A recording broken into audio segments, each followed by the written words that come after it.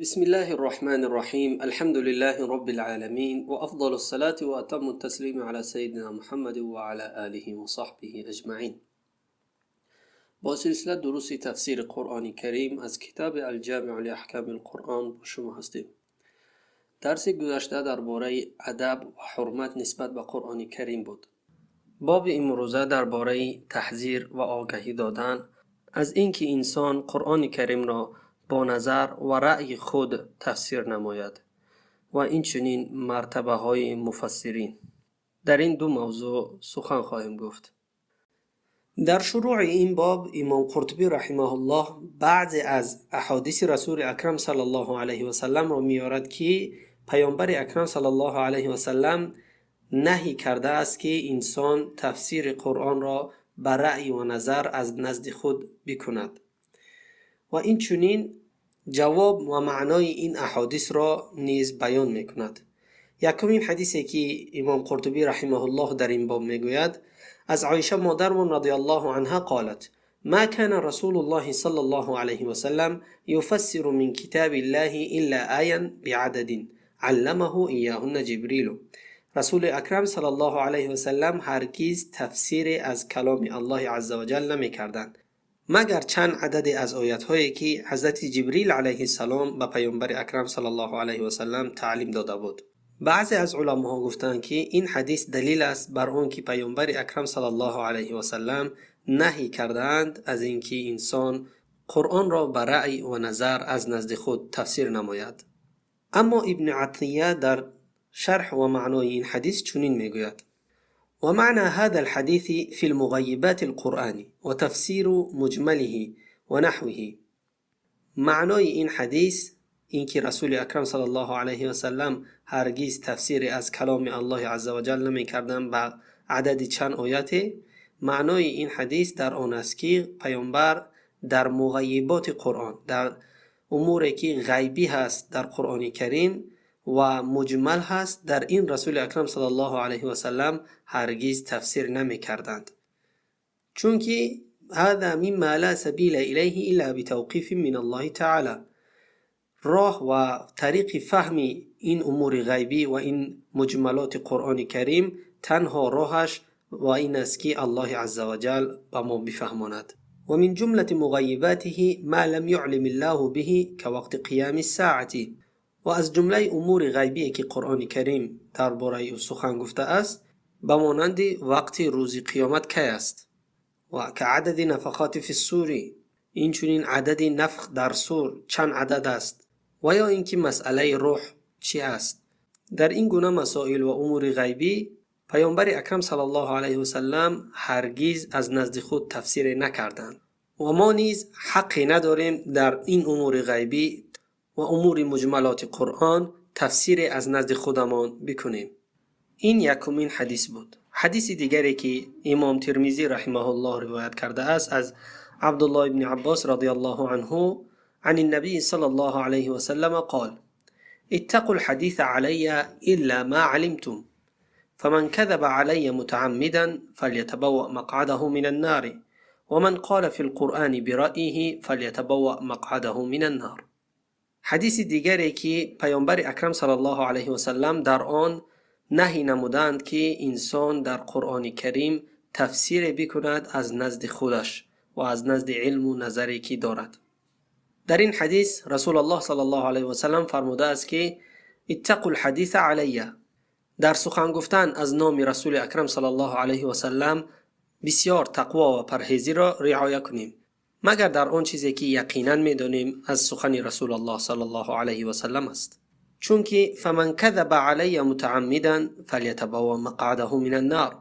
هر کسی که بر قصدانه از نام رسول اکرم صلی الله علیه و سلم دروغ بگوید پس جایگاهش را در دوزخ بداند. و من قال فی القرآن برأیه فلیتبوأ مقعده من النار. این چنین هر کسی که در قرآن کریم به رأی و نظر از نزد خود بگوید فلیتبوأ مقعده من النار، این شخص هم جایگاهش را در دوزخ بداند. در این حدیث دلالت است که هر کسی که از نام رسول اکرم صلی الله علیه و سلم دروغ بگوید پس جایگاهش را در دوزخ بداند و این چنین هر کسی که در تفسیر قرآن کریم برای و نظر خود بگوید پس جایگاهش را در دوزخ بداند. و اما علماها در شرح این حدیث چنین گفتند: یکمین شرح این حدیث این است که من قال في مشكل القرآن بما لا يعرف من مذهب الأوائل من الصحابة والتابعين فهو متعرض لسخط الله. هر کسی که در تفسیر آیاتی که در قرآن متشابه و مشکل آمده است، یعنی دارای چند پهلو هست، این آیات را تفسیر نماید بر رأی و نظر خود با تکیه به علومی که دارد از علم صرف و نحو و علم لغت، و اما این تفسیر کرده اش مطابق به تفسیر عصر صحابه و تابعین نیاید، پس این شخص مفسر خود را در سخط و غضب الله عزوجل قرار داده است. این یکمین شرح و جواب این حدیث رسول اکرم صلی الله علیه و سلم است. اما شرح دوم این حدیث رسول اکرم صلی الله علیه و سلم چنین است: من قال في القرآن قولا يعلم ان الحق غيره فليتبوأ مقعده من النار. هر کسی که در قرآن کریم قول بگوید، نظری بدهد از نزد خود و اما میداند که این قولی که میگوید و این نظری که میدهد در تفسیر کدام آیت باشد، نظر و تفسیر باطل است و حق بر جانب او نیست و حق در تفسیر این آیت چیزی دیگر است. پس شخصی که میداند که حق در جانب او نیست و تفسیر و نظری خود را در آیتی از قرآن کریم میدهد، این شخص جایگاهش را در دوزخ بداند. و این صحیح ترین شرح است به حدیث پیامبر اکرم صلی الله علیه و سلم که فرمودند هر کسی که در قرآن کریم نظری بدهد پس جایگاهش را در دوزخ بداند. و حدیث سومی که در آن از جندب بن عبدالله آمده است که رسول الله صلی الله علیه و سلم فرمودند: من قال في القرآن برأيه فأصاب فقد أخطأ.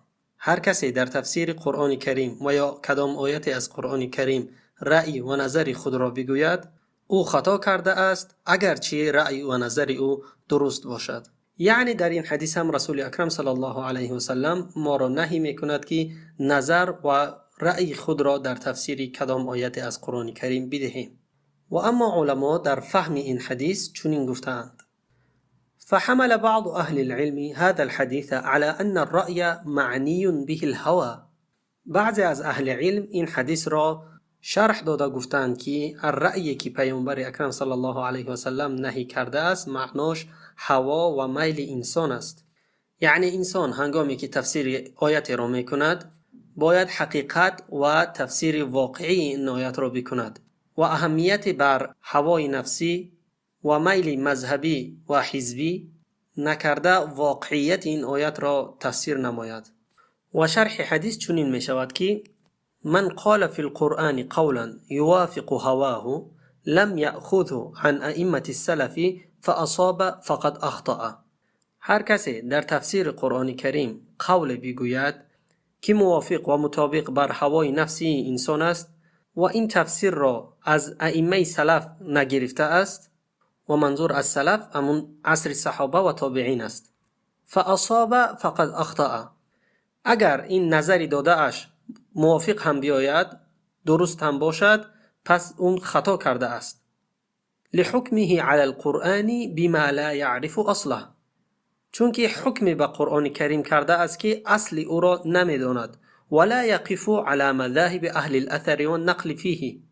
و این چنین نگاه بر اهل اثر نکرده است، و اهل اثر همون صحابگان و تابعین هستند. و نقل فیه، و این چنین نظر و نگاه نه انداخته است به هر آن چیزی که از تفسیر قرآن کریم به ما رسیده است. و ابن عطیه رحمه الله شرح این حدیث را بسیار واضح‌تر و خوبتر به ما فهمانده است و گفته است: و معنى هذا ان يسأل الرجل عن معنى من كتاب الله عز وجل فيتصور عليه برأيه دون النظر فيما قاله العلماء. ابن عطیه رحمه الله می‌فرماید که معنای این حدیث این است که شخصی را از معنای کلام الله عزوجل بپرسی و این شخص در حال به رأی و نظر خود فکر نموده تفسیر این آیات را به تو میفهماند بدون اینکه نظری بر اقوال علماها بیاندازد و این چنین خالی از قوانین علم و نحو و اصول شرح و نظر خود را میدهد. اگر رفت و شرح و نظر این آدم درست هم برآید، مطابق هم برآید اون آدم خطا کرده است و حدیث پیغمبر اکرم صلی الله علیه و سلم در وصف همین گونه افراد هست. و اما در اینجا ابن عطیه رحمه الله به ما اشکالی را میفهماند که شاید در ذهن یکی از ما بیاید. این همان است که چرا اهل لغت‌های قرآن کریم را از نزد خود به ما میفهمانند و چرا اهل نحو و صرف اعراب‌های قرآن کریم را با رأی خود به ما میفهمانند. ابن عطیه رحمه الله در جواب میفرماید که وليس يدخل في هذا الحديث ان يفسر اللغويون لغته والنحويون نحوه. در این حدیث رسول الله صلی الله علیه و سلم آن کسای شامل نمیشوند که اهل لغت هستند و تفسیر لغت‌های قرآن کریم میکنند، یا اینکه اهل نحو و صرف هستند اعراب و نحو قرآن را به ما میفهمانند. والفقهاء معانیه، و این چنین فقها معانی قرآن کریم به ما بفهمانند. و یقول كل واحد باجتهاده المبنی على قوانین العلم والنظر. هر کدام از آنها می توانند با اجتهاد خود که این اجتهادشان مبنی هست بر قوانین علم و نظر، رأی خود را اهل لغت در لغت‌های قرآن به ما بفهماند و اهل نحو و صرف اعراب‌های قرآن را به ما بفهمانند و فقها معانی قرآن را. فإن القائل على هذه الصفة ليس قائلا بمجرد رأيه. چون که اگر شخص رأی و نظر خود را در تفسیر قرآن با این صفت‌هایی که ما ذکر نمودیم بگوید، سخنی گفته او قاعده علمی خواهد بود و تنها رأی و نظر شخصی او نخواهد بود. قلت هذا صحیح. امام قرطبی رحمه الله می‌فرماید این شرحی که ابن عطیه رحمه الله کرده است صحیح ترین شرح است و هو الذي اختاره غیر واحد من العلماء، و همین سخن را اکثر علماها نیز قبول کردند. فإن من قال فيه بما سنح في وهمه وخطر على باله من غير استدلال عليه بالأصول فهو مخطئ. این شرح و رأی را چرا اکثر علماها انتخاب نموده است؟ چون که اگر انسان در هنگام تفسیر هر چیزی که در وهمش بیاید و هر چیزی که در خاطره اش برسد و این رأی و نظرها خالی از استدلال به علم اصول باشد، پس او خطا کردگی است. و این من استنبط معناه بحمله على الاصول المحکمة المتفق على معناها فهو ممدوح. و هر کسی که رأی و نظرش را در تفسیر قرآن کریم استدلال نماید بر قوانین علم اصول که محکم و متفق است در نزد علماهای اصول، پس این رأی و نظر ممدوح است، یعنی مقبول است که انسان در تفسیر کدام آیت بر رأی و نظر این فرد گوش اندازد. و اما مسئله دیگر این است که وقال بعض العلماء این التفسیر موقوف على السماع. بعضی از علماها بر این رأی و نظرند که تفسیر قرآن کریم تنها از طریق شنیدن است، یعنی هر آن چیزی را که رسول اکرم صلی الله علیه و سلم با ما فهمانیده است ما همون را میگیریم و دیگر رأی و نظر خود را در تفسیر قرآن کریم نمیگوییم. و برای این نظرشان از قرآن کریم استدلال آوردند. قول الله عز و جل که میفرماید فإن تنازعتم في شيء فردوه إلى الله والرسول. در این آیه کریمه خداوند عز و جل ما را امر میکند که در چیز اختلاف داشتیم باید به قرآن و پیامبر اکرم صلی الله علیه و سلم بازگردیم و از نزد خود رأی و نظر ندهیم. و هذا فاسد. این قول و این نظر بعضی علماها که میفرمایند تفسیر قرآن کریم تنها از طریق نقل از رسول اکرم صلی الله علیه و سلم است و ما هیچ حقی نداریم که در قرآن رأی و نظر بدهیم، این نظر و این قول فاسد است. چون که فإن الصحابة رضی الله عنهم قد فسروا القرآن. صحابگان رضی الله عنهم اجمعین تفسیر قرآن کردند و اختلفوا فی تفسیره على وجوه. این چنین در تفسیرهای میکردگیشان اختلاف میکردند، بعضیشان نظری همشان موافق نبود. وليس كل ما قالوه سمعوه من النبي صلی الله علیه و سلم. این چنین تمام تفسیرهایی که صحابگان کردند همه اون را از رسول اکرم صلی الله علیه و سلم نشنیده بودند. فإن النبي صلى الله عليه وسلم دعا لابن عباس وقال اللهم فقهه في الدين وعلمه التأويل. این چنین حضرت رسول الله صلی الله علیه و سلم دعا داده بودند به ابن عباس رضی الله عنهما که خداوند او را فقیه بگردان در دین و علم تأویل را به او نصیب بگردان. علم تأویل همون علم تفسیر قرآن کریم است. فإن كان التأويل مسموعا كالتنزيل فما فائدة تخصيصه بذلك. اگر علم تأویل یعنی همون تفسیر قرآن کریم مسموع باشد، یعنی که هر آن چیزی که پیغمبر خدا صلی الله علیه و سلم بگوید باید ما همون را بگوییم به مانند تنزیل، به مانند قرآن کریم، فما فائده تخصیصه بذلك. این دعایی که در حق عبدالله ابن عباس پیغمبر خدا صلی الله علیه و سلم کرد خاص بود، چی فایده داشت در هنگامی که علم تأویل مسموع باشد، یعنی که هر آن چیزی که پیغمبر بگوید ما باید او را بگوییم؟ این دعا چی فایده می‌دهد حضرت عبدالله ابن عباس؟ و آن نهی که در این آیه کریمه وارد شده است دو وجه دارد. یکم اینکه ان یکون له فی شیء رأی و الیه میل من طبعه و هواه. یکم حالت این است که انسان چیزی را بگوید که در اون رأی و نظر خود انسان هست و در این رأی و نظر گفته اش میلی از هوا و حواس انسان وجود دارد. فیتأول القرآن علی وفق رأیه و هواه. پس در این حالت تفسیر قرآن را به موافق به رأی و هوای داشته اش می کند. چرا چنین می کند؟ لیحتج علی تصحیح غرضه. چرا تفسیر قرآن را به رأی و هوای داشته اش می کند؟ به خاطر اینکه غرض دارد و برای این غرض را ثابت نماید از قرآن کریم آیت می آورد و این آیت را بر وفق هوای خودش تفسیر می نماید و دلیل می سازد. ولو لم يكن له ذلك الرأي والهوى لكان لا يلوح له من القرآن ذلك المعنى. و اگر هوا و غرض نمی داشت هرگز چنین تفسیر نمی کرد. و هذا النوع يكون تارة مع العلم. این نوعی از تفسیر که تفسیر قرآن کریم به رأی است و هوا است، یعنی خواسته میل انسانی است، احیانا بعضا وقت به علم می شود، یعنی علما انسان تفسیر قرآن را بر رأی و نظر می کند که میل انسان در او وجود دارد. کالذی یحتج ببعض آیات القرآن علی تصحیح بدعته. به مانند شخصانی که احتجاج و دلیل میارند به بعضی از آیات های قرآن برای صحیح گردانیدن بعضی از بدعت هایی که انجام میدهند. و هو یعلم ان لیس المراد بالآیه ذلك. و آن شخصی که از آیات قرآن کریم دلیل میارد برای تصحیح نمودن بدعتی کارش خود میداند که مراد از آیات قرآن کریم چنین نیست، ولکن مقصوده ان یلبس علی خصمه. لکن مقصد و هدف این شخص از تفسیر قرآن کریم به این شکل این است که فرد مقابل را فریب داده باشد. و تارة یکون مع الجهل. و احیانا تفسیر قرآن کریم بر رأی و میل انسان از طریق جهالت انسان می شود. و ذلك اذا كانت الآیه محتمله فیمیل فهمه الى وجه الذي یوافق غرضه. این در حال می شود که اگر آیت قرآن احتمال داشته باشد که چند معنا داشته باشد، چند وجه داشته باشد و در اینجا شخص مفسر اومده یک وجه و یک رأی را نظر را گرفته که موافق به غرض او هست به دیگران می فهماند. و یرجح ذلك الجانب برأیه و هواه. و این پهلو و جانبی از تفسیر قرآن کریم راجح جلوه داده و طرفداری می کند. فیکون قد فسر برأیه. در این حالت شخص مفسر قرآن کریم را تفسیری به رأی به نظر کرده است و مرتکب عملی شده است که خداوند و پیامبر اکرم صلی الله علیه و سلم نهی نموده است. ای رأیه حمله علی ذلك التفسیری. چون که این شخص در این حالت رأی و نظر خود را به دیگران دارد میفهماند، نه تفسیر قرآن کریم را. ولولا رأیه لما كان يترجح عنده ذلك الوجه.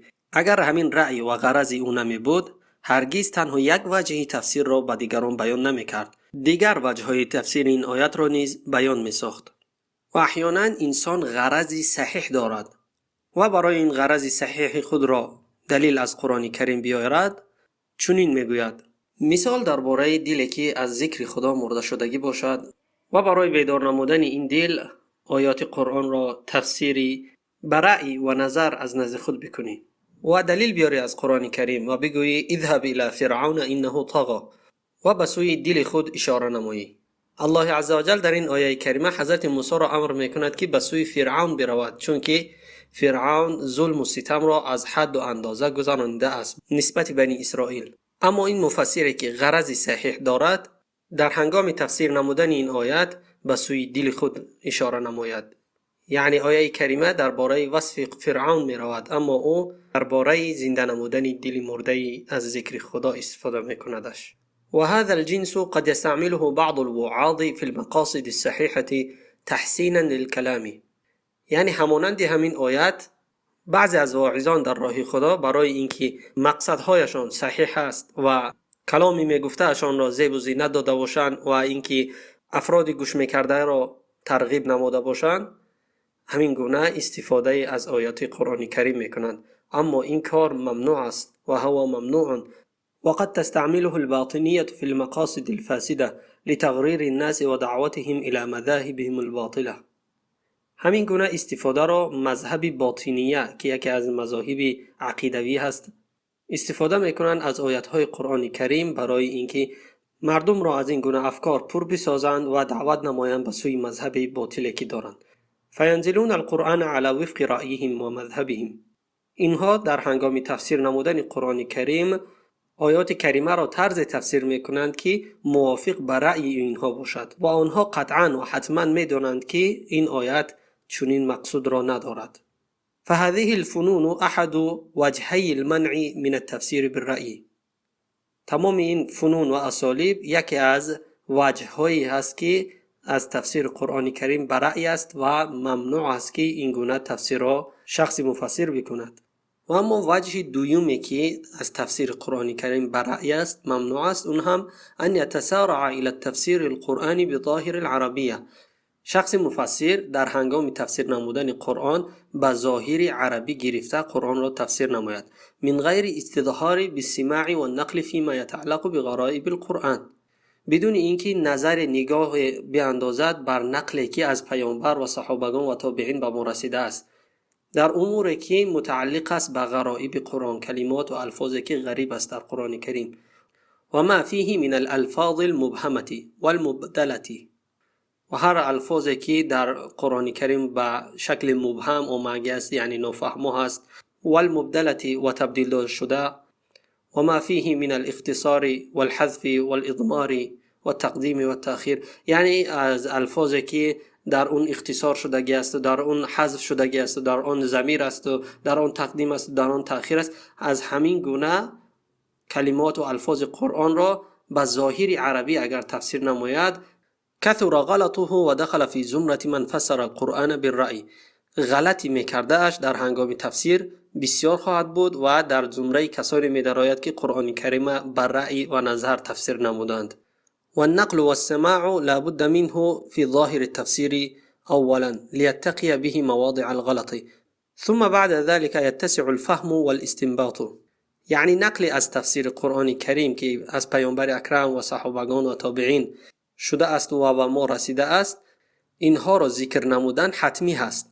لیتقی به مواضع الغلط، چون که از غلط کردن در تفسیر آیت خود را ایمن می دارد. بعد از این فهم و استنباطش تا حدی که می رسد استفاده نماید و تفسیر قرآن را بکند. والغرائب التي لا تفهم الا بالسماع كثيرة. و الفاظی که غریب است در قرآن کریم و فهمیدن اون مشکل است مگر به طریق نقل از پیامبر و یا صحابگان و یا تابعین بسیار است در قرآن کریم، به مانند قول الله عز وجل و آتینا ثمود الناقة مبصرة فظلموا بها. در این آیت الله عز وجل به قوم ثمود یک شتر برای نشانه و اونها روان کرد، اما اونها بر نفس خود ظلم نمودند و این شتر را کشتند. و شخص مفسر اگر به ظاهر عربی نگاه نماید و این آیت را تفسیر نماید چنین می شود که گویا این شتر بینا بود، الناقة مبصرة، یعنی شتری که بینا بود. چنین تفسیر خطا هست. وامثال هذا في القرآن كثير وما عدا هذين الوجهين فلا يتطرق النهي إليه والله أعلم. یعنی مانند همین الفاظ غریبه در قرآن کریم بسیار است. وما عدا هذين الوجهين فلا يتطرق النهي إليه والله أعلم. و نهی وارد شدن از اینکه تفسیر قرآن کریم را برای و نظر نکند انسان همین دو وجه، همین دو نمود را در بر میگیرد. والله اعلم. سپس امام قرطبی رحمه الله قول ابن عطیه رحمه الله را میارد که حضرت میگویند و کان جلة من السلف الصالح كسعيد بن مسيب وعامر الشعبي وغيرهما يعظمون تفسير القرآن. ابن عطیه رحمه الله میفرماید جلت السلف یعنی اکثر اهل سلف صالح که همون عصر صحابگان و تابعین و اتباع تابعین هست، به مانند سعید بن مسیب و عامر شعبی و غیر از این ائمه های بزرگوار اهل تفسیر كانوا يعظمون تفسیر القرآن، تفسیر نمودن قرآن کریم را امر بزرگ می شماریدند و يتوقفون عنه تورعا، و از تفسیر نمودن قرآن کریم خودداری می کردند مع ادراکهم و تقدمهم، با اون همه فهم و درایت و تقدمی که در علم تفسیر داشتند، چون که سعید بن مسیب سید تابعینا بود، اما با این وجود از تفسیر نمودن کلام الله عزوجل خودداری می کردند. فبعض يقدر أن الذي يفسره لا يوافق مراد الله عز وجل فيحجم عن القول. ابو بکر الانباری میفرماید بعضی از این ائمه های بزرگوار شاید تقدیر میکردن، فکر میکردن که تفسیری که اینها میکند شاید موافق نیاید به مراد الله عز وجل، به همین سبب از تفسیر نمودن آیات قرآن کریم خودداری میکردند. و بعض یشفق من ان یجعل فی التفسیر اماما یبنى على مذهبه. و سبب دیگری که شاید تفسیر نمی نمودند این بود که تفسیر کدام آیات را بکنند، سپس بعد از اونها متأخرین بیایند و در تفسیر نمودن این قول الله عزوجل خطا بکنند و برای خطای خود را اصلاح نمودن بگویند من این قول را از امام عصر تابعین فلان امام گرفتم. با این وجود بودند افرادی که تفسیر قرآن کریم میکردند. ابن عطیه رحمه الله میفرماید فاما صدر المفسرین والمؤید فیهم فعلی بن ابی طالب رضی الله عنه.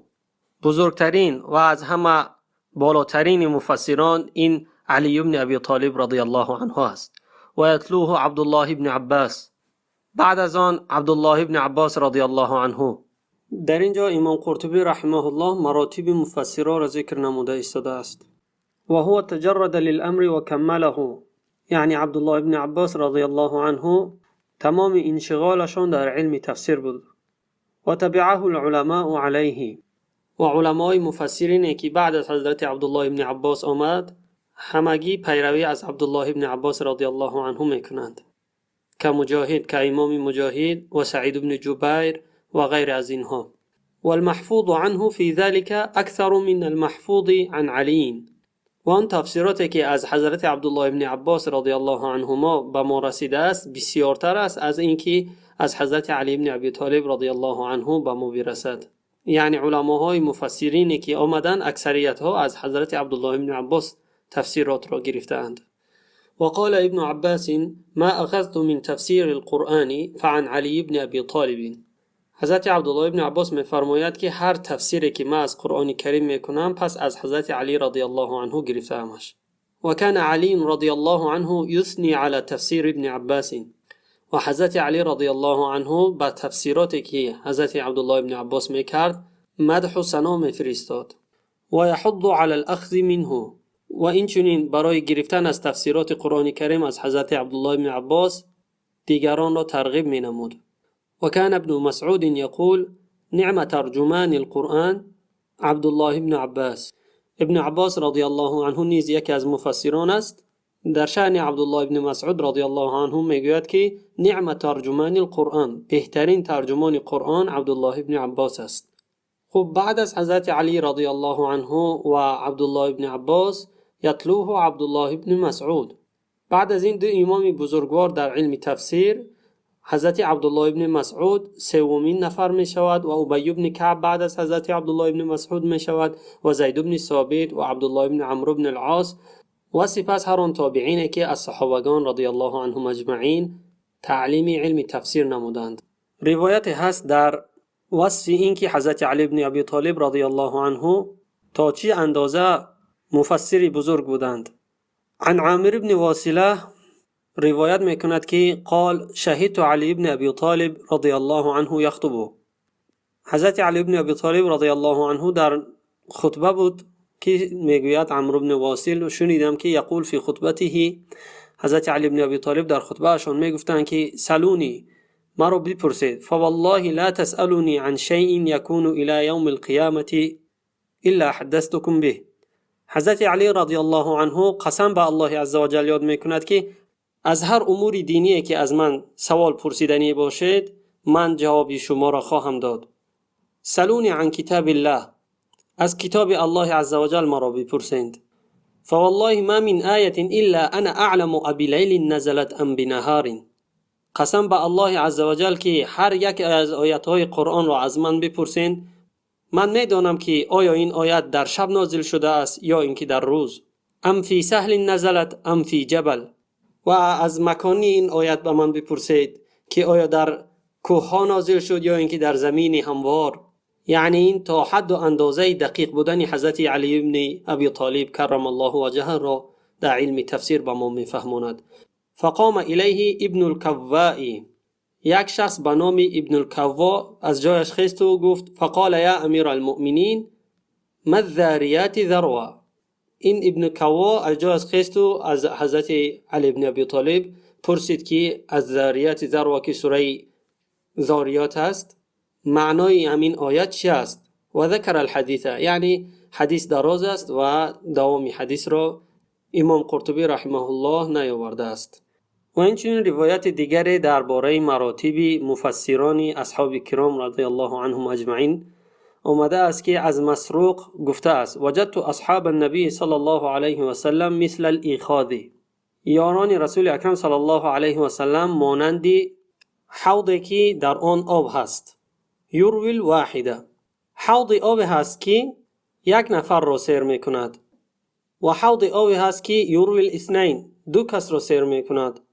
والاخاذ لو ورد علیه الناس اجمعون لاصدرهم، و اینچنین حوضی هست که اگر تمام مردم در آن آب جمع شوند هر یک کدام آنها را از تشنگی سیر می کند.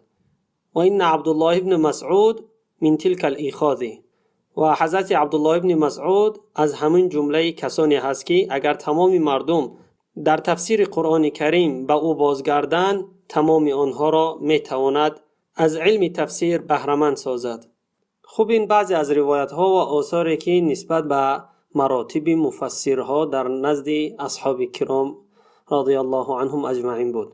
سپس بعد از این امام قرطبی رحمه الله باب دیگری را شروع می کند که این باب چنین است: باب تبیین الکتاب بالسنة و ما جاء فی ذلك، یعنی بیان ساختن قرآن کریم با سنت پیامبر اکرم صلی الله علیه و سلم و هر آن چیزی که در آن آمده است. و ما نیز حلقه را در اینجا به اتمام میرسانیم. تا لقای آینده در پناه الله عز و جل باشید. و السلام علیکم و رحمت الله تعالی و برکاته.